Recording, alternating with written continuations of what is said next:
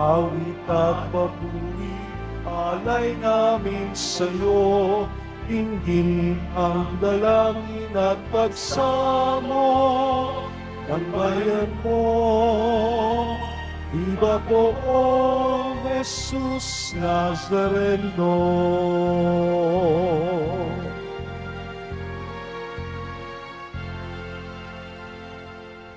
Sa ngalan ng Ama, ng Anak at ng Espiritu Santo, Amen. ang pagpapala ng ating pong Jesus Nazareno, ang pag-ibig ng Diyos Ama at ang pagkakaisang hatid ng Espiritu Santo naway laging sumainyo.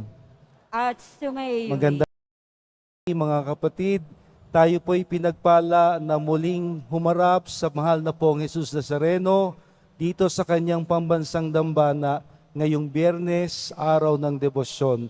Palakpakan natin ang mahal na pon.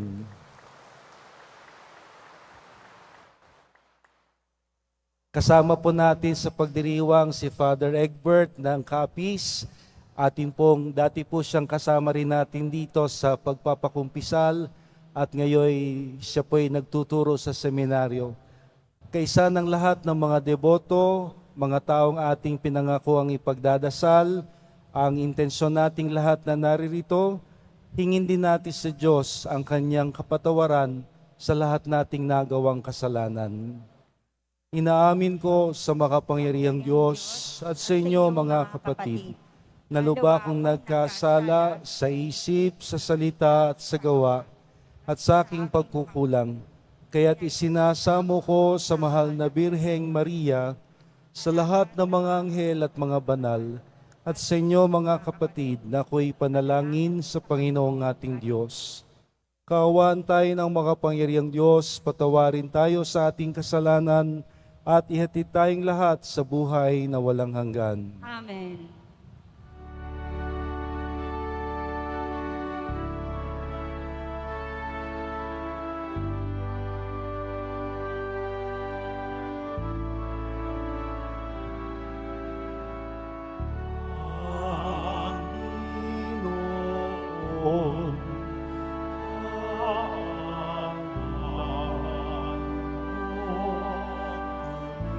Sabay-sabay.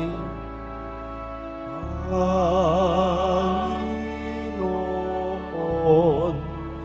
kaawaan mo kami.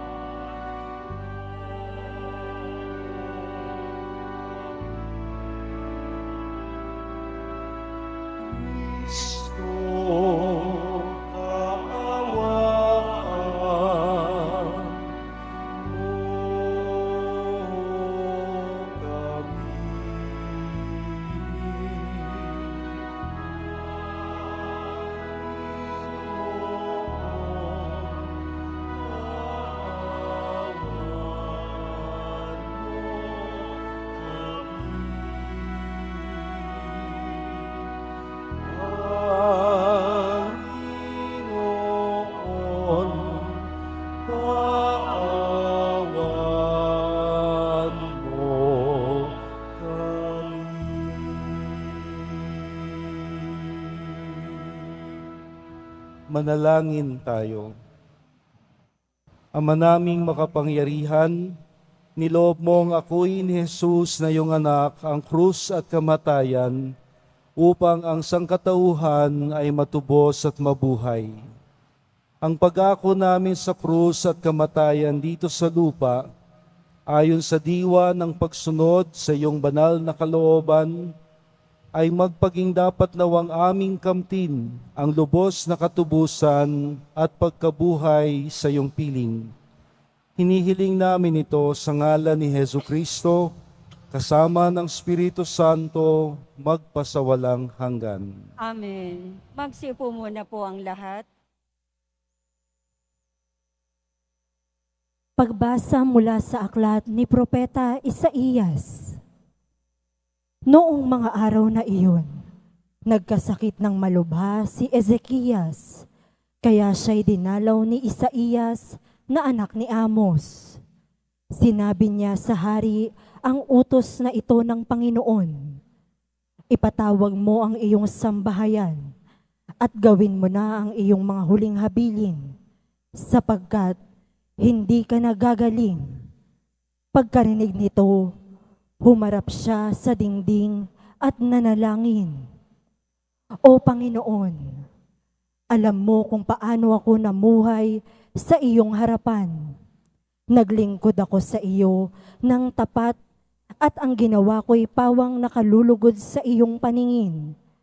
Pagkatapos, nanangis siya ng malakas. Nagsalita uli ang Panginoon kay Isaías. Wika sa kanya, sabihin mo kay Ezekias ang sinasabi ng Panginoon.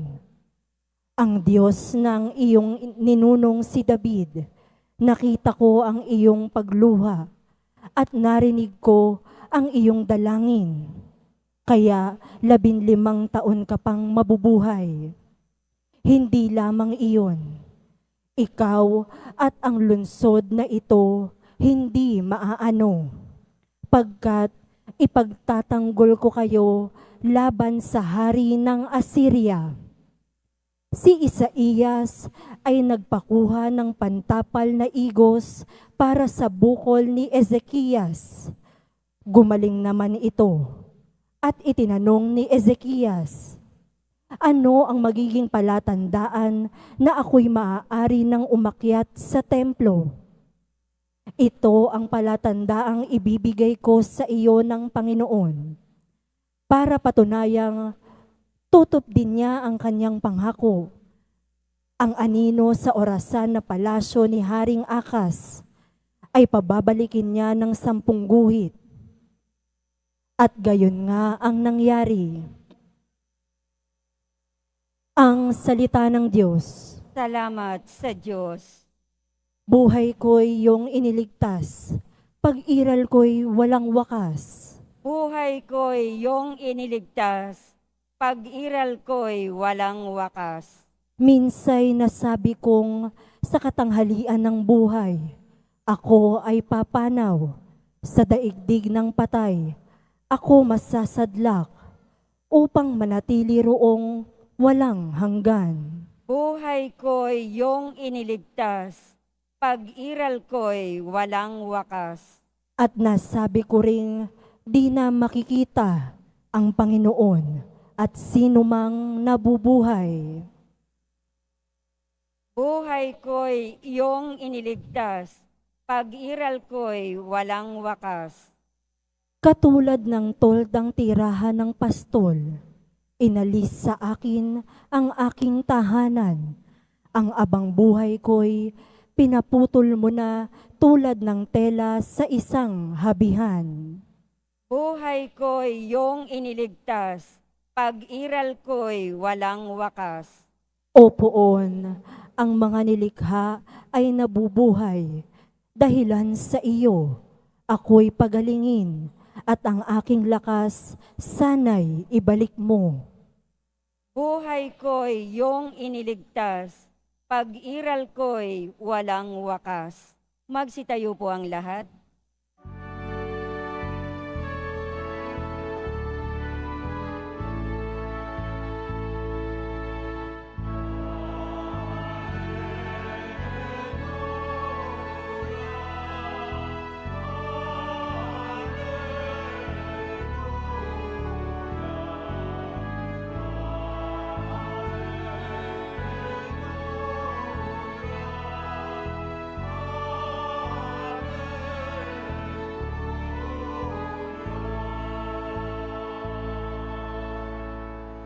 Ang tinig ko'y pakikinggan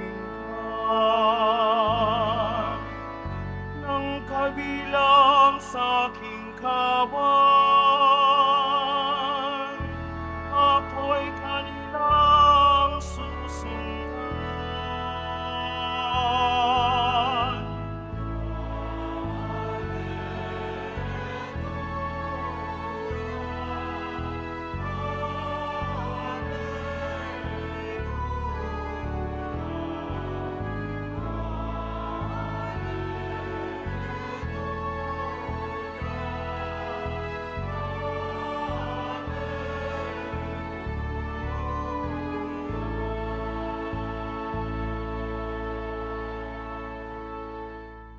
Sumainyo ang Panginoon. At sumaiyo rin. Ang mabuting balita ng Panginoon ayon kay San Mateo. Papuri sa iyo, Panginoon. Noong panahong iyon, isang araw ng pamamahinga, naparaan si Jesus sa triguhan. Nagutom ang kasama niyang mga alagad, kaya't nanghitil sila ng uhay at kinain ng mga butil. Nang makita ito ng mga Pariseo, sinabi nila sa kaniya, "Tingnan mo ang ginagawa ng iyong mga alagad. Bawal iyan kung araw ng pamamahinga." Sumagot si Jesus, "Hindi ba ninyo nabasa ang ginawa ni David nang magutom siya at ang kanyang mga kasama? Pumasok siya sa bahay ng Diyos at kumain ng tinapay na handog sa Diyos at pinakain din niya ang kaniyang mga kasama. Labag sa kautusan na kanin nilang tinapay na iyon, sapagkat ang mga serdote lamang ang may karapatang kumain niyon. Hindi pa ba ninyo nababasa sa kautusan ni Moises na tuwing araw ng pamamahinga, lumalabag sa batas tungkol sa araw na ito ang mga serdote sa templo, gayunmay hindi nila pinagkakasala iyon. Sinasabi ko sa inyo, naririto ang isang higit na dakila kaysa templo. Hindi sana ninyo hinahatulan ang mga walang sala kung alam ninyo ang kahulugan ng mga salitang ito.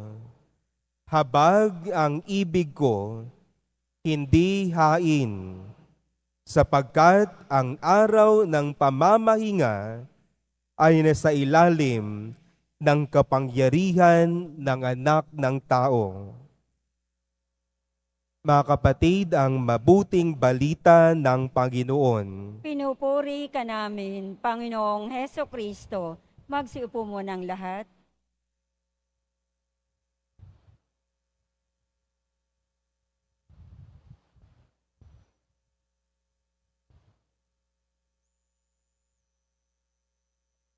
Salamat po, Father Egbert, sa pagbabasa ng Ebanghelyo para sa atin. Siya po'y kasakasama ko rito noon sa pagpapakumpisal habang siya po'y nag-aaral ng canon law sa UST. At matapos po siyang makakumpleto ng kanyang licentiate in canon law, nagtuturo na po siya na ngayon sa seminaryo nila sa Capiz. At ngayon siya'y, ang kwento niya ay nag-aayos ng kanyang mga papeles, dokumento, dahil siya'y ipinadadala sa abroad upang mag-aral ng patristics.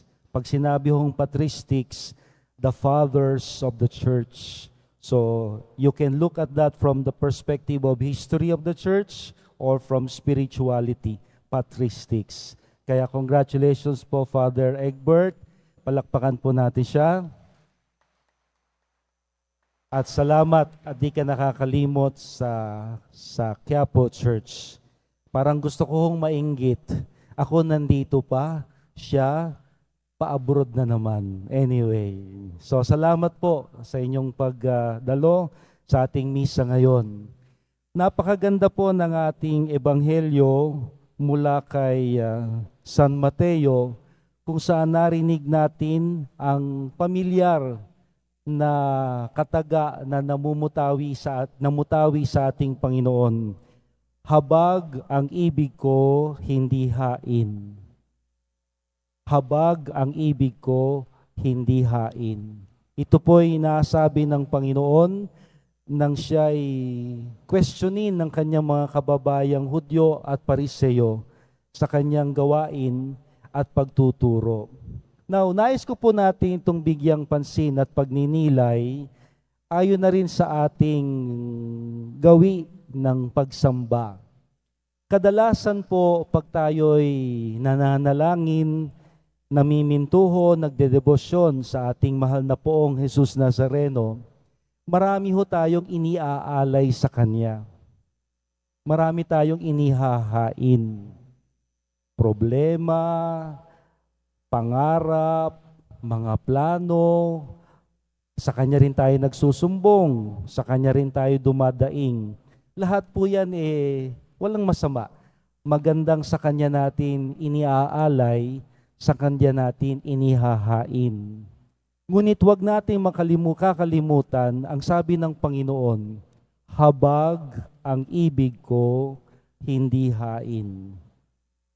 Hindi ibig sabihin na binabaliwala ng Panginoon ang ating mga hain. Ito po ay kinalulugod niya, tanda ng ating pananampalataya at pagtitiwala sa Kanya. Ang Diyos na mapag-unlak, ang Diyos na mapagtanggap. Ngunit higit pa sa ating mga alay, hain, at mga pakiusap, dalangin, mayroong hinahanap ang Panginoon na siyang ibig niya na makita sa atin. At ito'y walang iba kundi ang sinabi niya, habag ang ibig ko, hindi hain. Ano pong ibig sabihin nito? Isa po sa maganda nating bigyang pansin, ang ugnayan ng mga mag-asawa. Mag-asawa, no?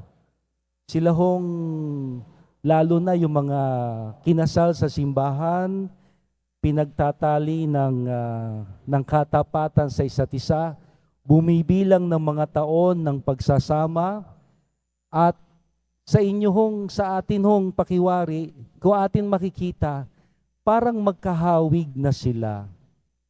Hindi lang sa itsura, kundi maging sa gawi at maging sa kanilang pananaw sa buhay.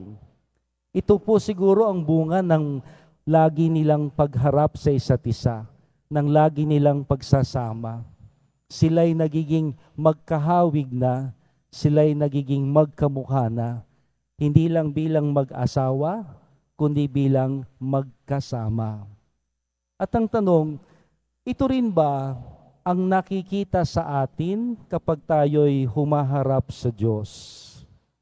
Tiyak, bumibilang na ho tayo ng taon sa pagiging deboto ng mahal na poong Nazareno.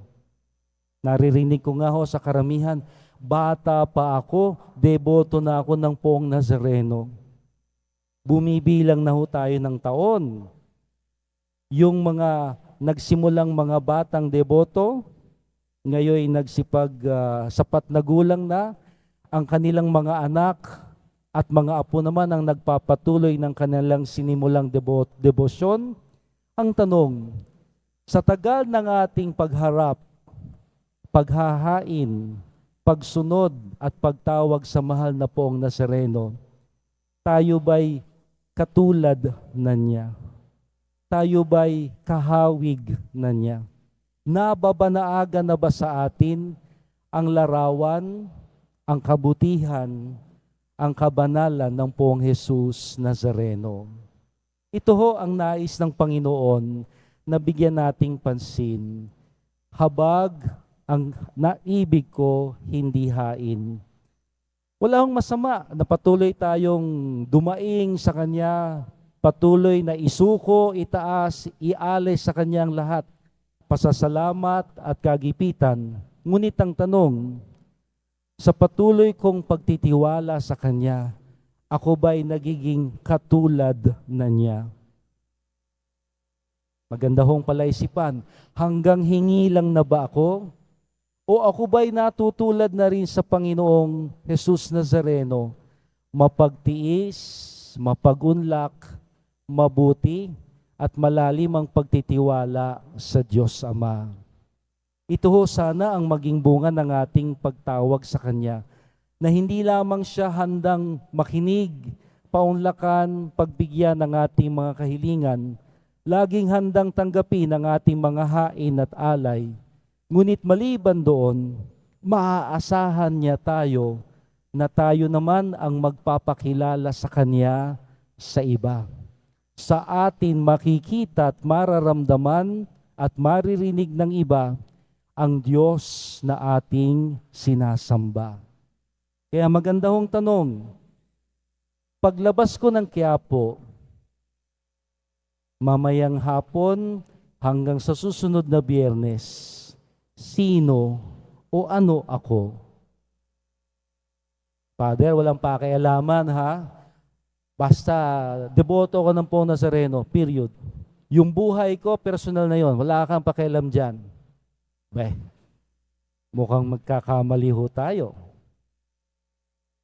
Sana yun ang ating kabanalan, ating pagiging deboto, pagiging mabutit, masigasig, mabait, mapagunlak, mahabagin, mapagpakumbaba tuwing Biyernes sa harap ng Poong Nazareno, kasama ng ibang mga deboto, siya ring ating ipinakikita at siya ring nararamdaman ng iba kahit malayo na tayo sa Kanya.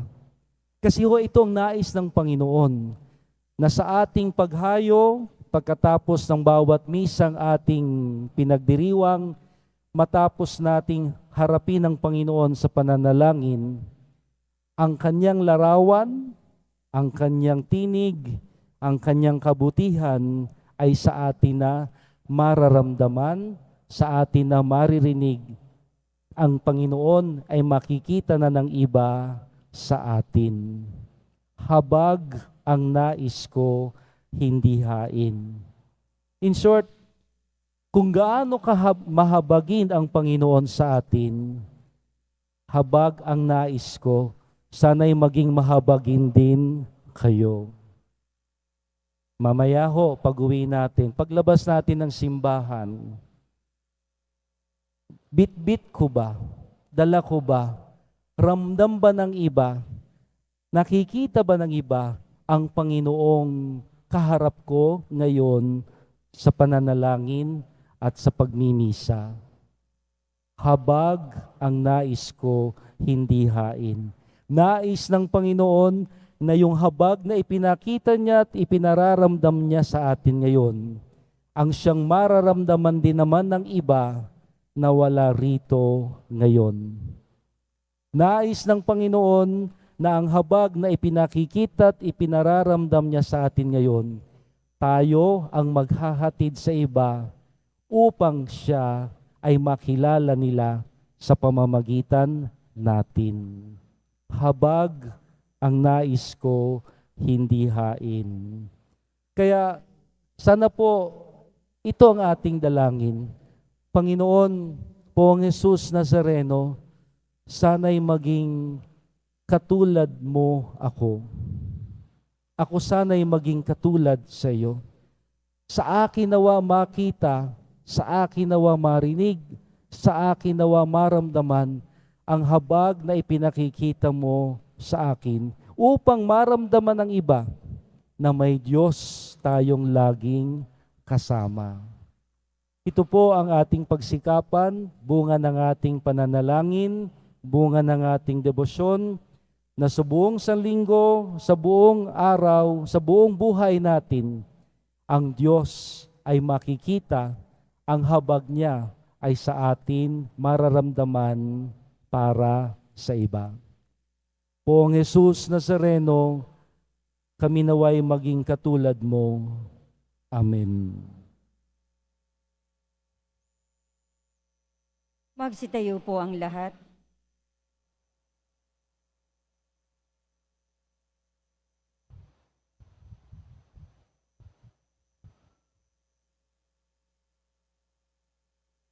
Minamahal kong mga kapatid, idulog natin sa mahal na Poong Jesus Nazareno ang ating mga kahilingan at ang ating tugon, mahal na Poong Jesus Nazareno, kaawaan mo kami. Mahal na Poong Jesus Nazareno, kaawaan mo kami. Upang ang Eukaristya na ating tinatanggap sa komunyon at inihahandog sa misa bilang alaala ng mga hirap ng mananakop ay magdulot sa atin ng wagas na pagmamahal sa Diyos at sa kapwa. Manalangin tayo. Mahal na Poong Jesus Nazareno, kaawaan mo kami. Upang ang panalangin ni Jesus Nazareno sa halamanan ng Getsemani, na dito'y pinawisan siya ng dugo, ay maghasik sa atin ng pagkahilig sa panalangin na siyang mabisang lunas sa lahat ng karamdaman ng tao. Manalangin tayo. Mahal na poong poong Jesus Jesus Nazareno, Nazareno, kaawaan mo kami. Upang ang kanyang koronang tinik, damit na purpura at krus ay magpaalaala sa atin na ang kanyang mga aral at simulain bilang hari ng sanlibutan ay dapat maghari sa ating isipan, angkan at lipunan. Manalangin tayo. Mahal na poong Jesus Jesus Nazareno, Nazareno, kaawaan mo kaawaan mo kami. Upang sa bisa ng kanyang pagpapasa ng krus sa mga lansangan, sa Jerusalem ay matuto tayong makiramay at makihati sa mga kahirapan at tiisin ng kapwa. Manalangin tayo. Mahal na poong Jesus Nazareno, kaawaan mo kami. Upang tulungan tayo ng mahal na Birhen, ina ng hapis, na maging tunay na larawan ng kanyang anak sa isip, wika at gawa, nang sa gayon ay makamit ang ating kahilingan sa poong Jesus Nazareno. Manalangin tayo. Mahal na poong Jesus Nazareno, kaawaan mo kami. kaawaan mo kami. Pagdasal po natin ang pagtatagumpay ng kapayapaan sa buong daigdig, lalong-lalo na sa iba't ibang panig ng mundo na may kaguluhan at may banta ng digmaan. Maligtas nawa ang lahat ng mga mamamayan, at maghari nawa ang kapayapaan sa puso't isipan ng mga pinuno ng bawat bansa. Manalangin tayo. Mahal na poong Jesus Nazareno, kaawaan mo kami. Igawad mo, Panginoon, ang tagumpay sa lahat ng mga naghahanap trabaho, sa mga nagnanais makabalik sa pag-abroad, pagbabarko, ang kagalingang minimithi ng lahat ng mga may sakit, ang lunas at solusyon sa lahat naming mga suliranin. Manalangin tayo. Mahal na poong Jesus Nazareno, kaawaan mo kami. Sa katahimikan, ating pong ipagkatiwala sa poon lahat nating kahilingan.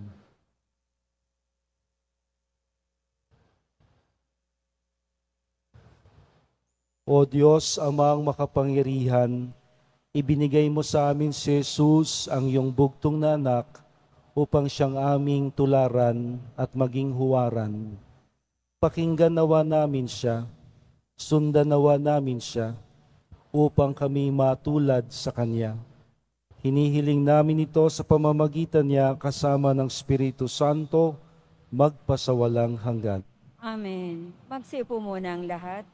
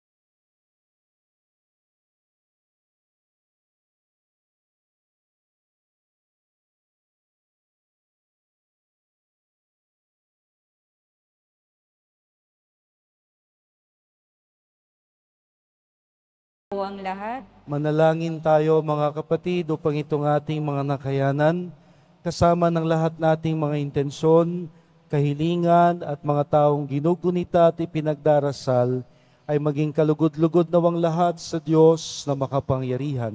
Tanggapin nawa ng Panginoon itong paghahain sa iyong mga kamay, sa kapurihan niya at karangalan, sa ating kapakinabangan at sa buong sambayanan niyang banal. Ama naming lumikha sa kapagpapatawad ng mga kasalanan, Maganap nawa ang paghahaing ito na sa dambana ng krus ay siyang pumawi sa kasalanan ng buong mundo. Hinihiling namin ito sa ngalan ni Hesu Kristo, kasama ng Espiritu Santo, magpasawalang hanggan. Amen. Sumainyo ang Panginoon, At sumaiyo rin, itaas sa Diyos sa inyong mga puso at diwa. itinaas na namin sa Panginoon. Pasalamatan natin ang Panginoong ating Diyos. Arapat na siya ay pasalamatan. Ama naming makapangyarihan, tunay ngang marapat na ikaw ay aming pasalamatan. Iyong ipinasyang sa kahoy na krus, ang sangkatauhan ay tubusin ni Jesus. Sa punong kahoy, nagkapuwang ang kamatayan. Sa kahoy na krus, itinanghal ang pagkabuhay. Sa punong kahoy, nanaig ang sumuway sa iyo. Sa kahoy na krus, siya'y nadaig ng masunuring anak mo.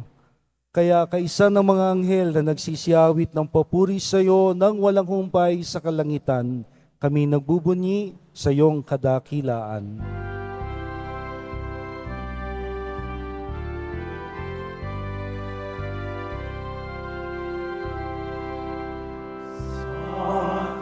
Santo, Santo, Panginoong Diyos ng mga hukbo, napupuno ang langit at lupa ng kadakilaan mo. Hosana sa kaitaasan, pinagpala ang naparirito sa ngalan ng Panginoon. Hosana sa kaitaasan.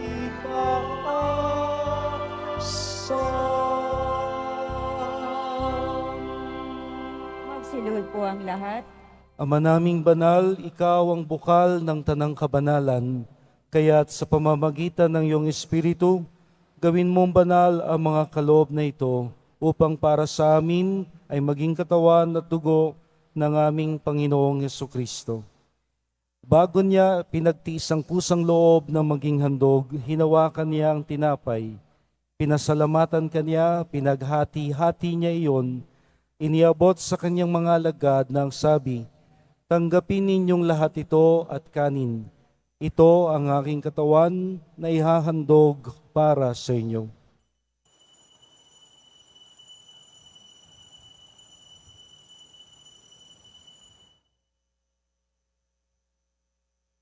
Nang matapos ang hapunan, hinawakan niya ang kalis. Muli kanyang pinasalamatan. Inabot niya ang kalis sa kanyang mga alagad nang sabi, "Tanggapin ninyong lahat ito at inumin ito ang kalis ng aking dugo. Nang bago at walang hanggang tipan, ang aking dugo na ibubuhos para sa inyo at para sa lahat sa kapagpapatawad ng mga kasalanan. Gawin ninyo ito bilang pag-alaala sa akin."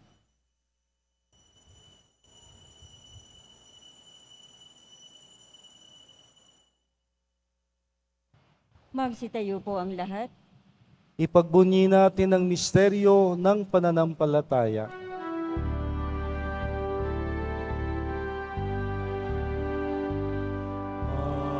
Aming ipinahahayag na namatay ang iyong anak, na buhay bilang Mesiyas, at magpabalik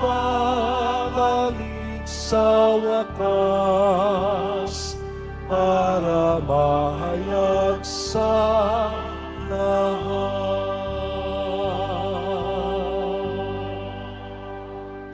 Ama, ginagawa namin ngayon ang pag-alaala sa pagkamatay at muling pagkabuhay ni Jesus na iyong anak.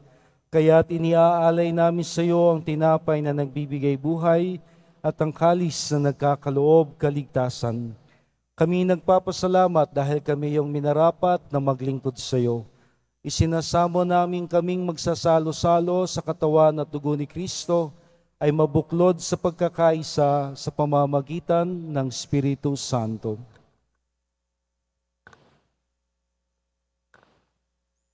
Ama, ligapin mo ang iyong simbahang laganap sa buong daigdig. Puspusin mo kami sa pag-ibig, kaysa ni Francisco na aming Papa, at ni Jose na aming Obispo at ng Tanang Kaparian.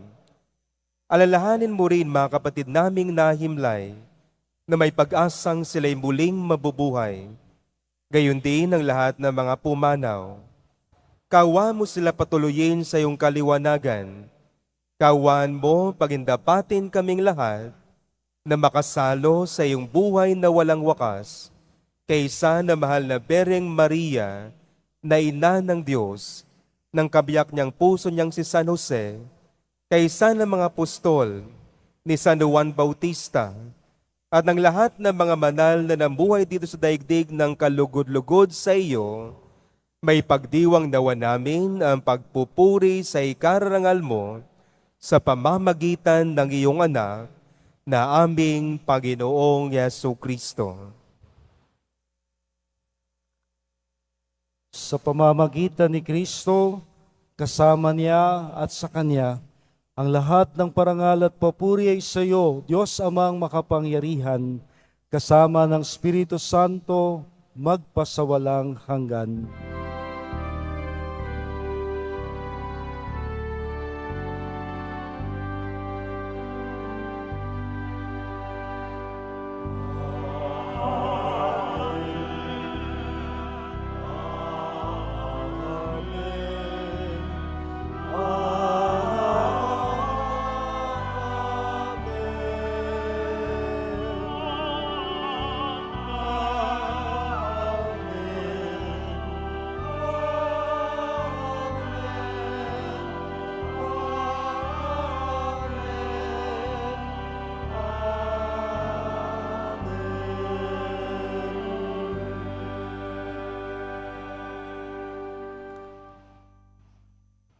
Tayo'y naging magkakapatid dahil sa Panginoong Jesucristo.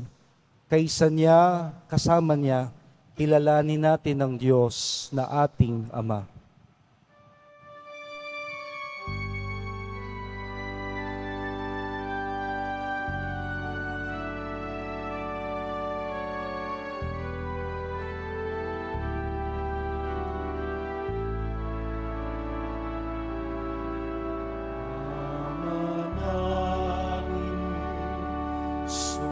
Sa langit ka, sambahin ang ngalan mo. Mapasa amin ang kaharian mo, sundin ang loob mo. Sa lupa para ng sa langit, bigyan mo po kami ngayon ng aming kakanin sa araw-araw at pagkawarin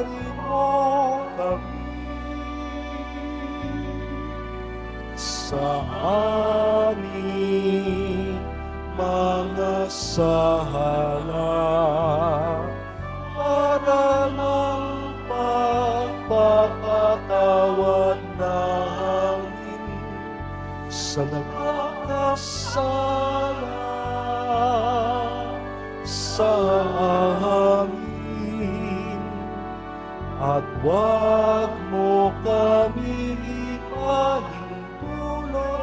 sa tukso, at iadya mo kami sa lahat ng masama. Hinihiling namin, Panginoon, iadya mo kami sa lahat ng masama, pagkalooban ng kapayapaan araw-araw, iligtas sa kasalanan at ilayo sa lahat ng kapahamakan, samantalang aming pinananabikan ng dakilang araw ng pagpapahayag ng tagapagligtas naming si Hesu Kristo. Sapagkat iyo ang kaharian at ang kapangyarihan at ang kapurihan magpakailanman. Amen. Panginoong Kristo, sinabi mo sa iyong mga apostol, kapayapaan ang iniiwan ko sa inyo, ang aking kapayapaan ang siyang ibinibigay ko sa inyo. Tunghayan mo ang aming pananampalataya at huwag ang aming pagkakasala. Pagkalooban mo kami ng kapayapaan at pagkakaisa ayon sa iyong kalooban, kasama ng Espiritu Santo, magpasawalang hanggan. Amen. Ang kapayapaang hatid at hangad ng Panginoon ay laging sumainyo.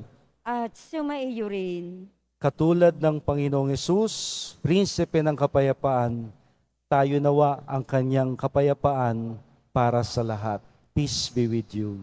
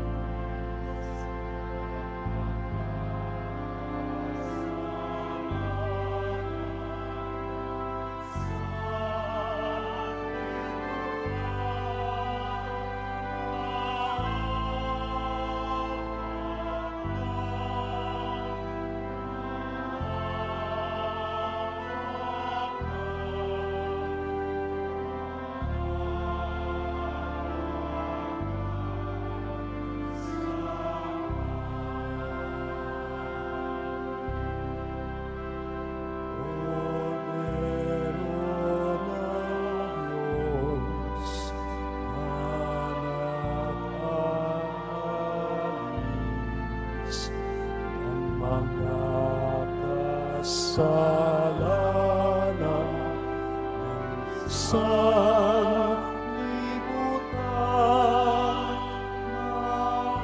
maawa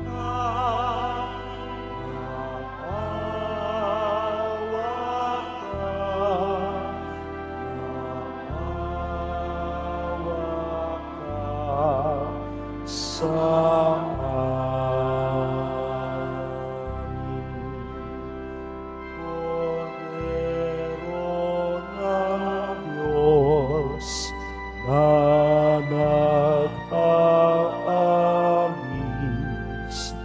ang mga kasalanan ng sanlibutan, ipagkaloob mo sa amin ang kapayapaan.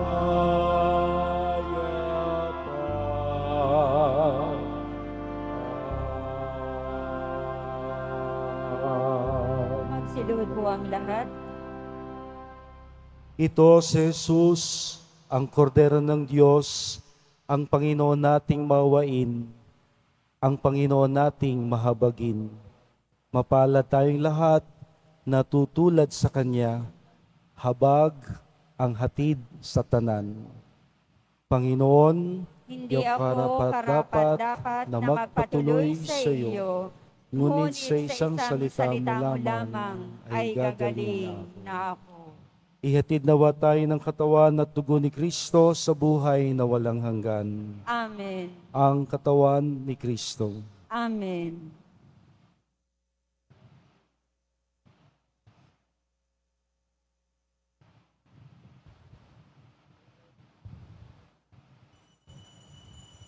Para sa lahat ng tatanggap ng banal na komunyon, sasagot po tayo ng amen.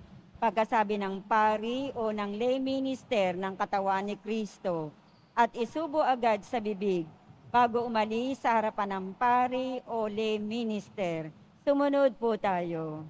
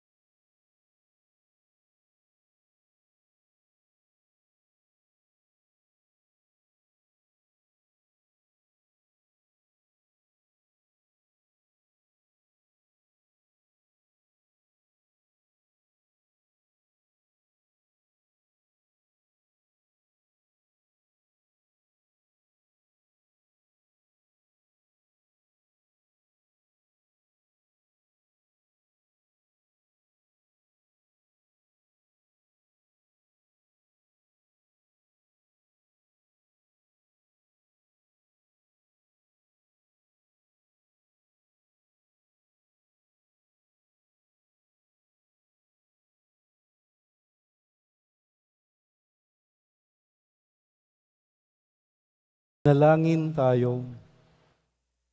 Panginoong Jesucristo, kaming nagsalo-salo sa banal na pakikinabang ay nakikiusap sa iyo na ang mga nasagip ng kahoy na krus na nagbibigay buhay ay iyong ihatid sa pagkabuhay sa kaluwalhatian, sapagkat ikaw ang Panginoon magpasawalang hanggan. Amen. Sumainyo ang Panginoon. At sumaiyo rin. Atin pong tanggapin ang pagbabasbas ng mahal na pon.